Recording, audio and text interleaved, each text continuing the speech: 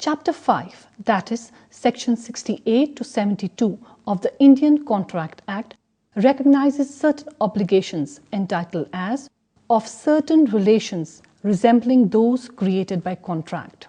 In these cases, an obligation is created without a contract in the strict sense. Unlike simple formal contract, there is no offer and acceptance, no consensus ad idem, and in fact, neither agreement nor promise, but the law imposes an obligation on one party and confers a right in favor of the other party to prevent any unjust enrichment by one party at the cost of the other. However, to enforce the obligations created by quasi-contracts, in the court of law, the procedure is the same as in the case of formal contracts.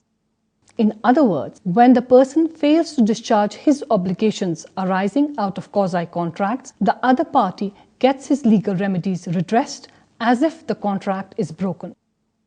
Quasi-contractual obligations are recognized by the Indian Contract Act.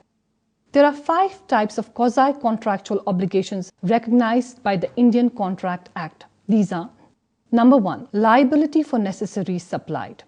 Number 2, payment by interested person.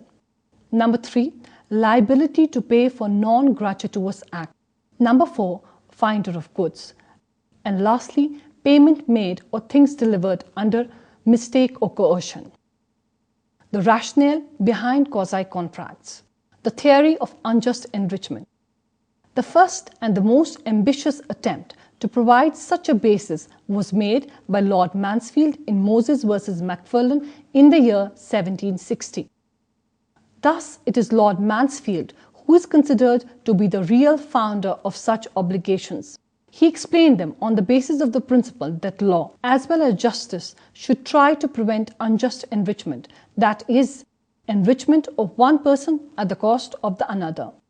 The facts of this case are: 1 Jacob issued 4 promissory notes to Moses, and the latter endorsed them to Macfarlane, excluding by written agreement his personal liability on the endorsement.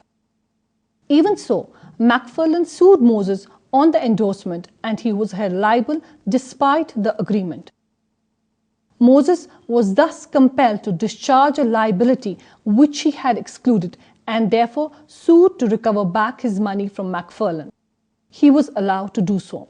After making the defendant liable to restore the money, Lord Mansfield continued as follows. In one word, the gist of this kind of action is that the defendant, upon the circumstances of the case, is obliged by ties of natural justice and equity to refund the money. Thus, in an action for unjust enrichment, the following essentials have to be established. Number 1, that the defendant has been enriched by the receipt of a benefit. Number 2, that such enrichment is at the expense of the plaintiff. And 3, that the retention of such enrichment will be unjust.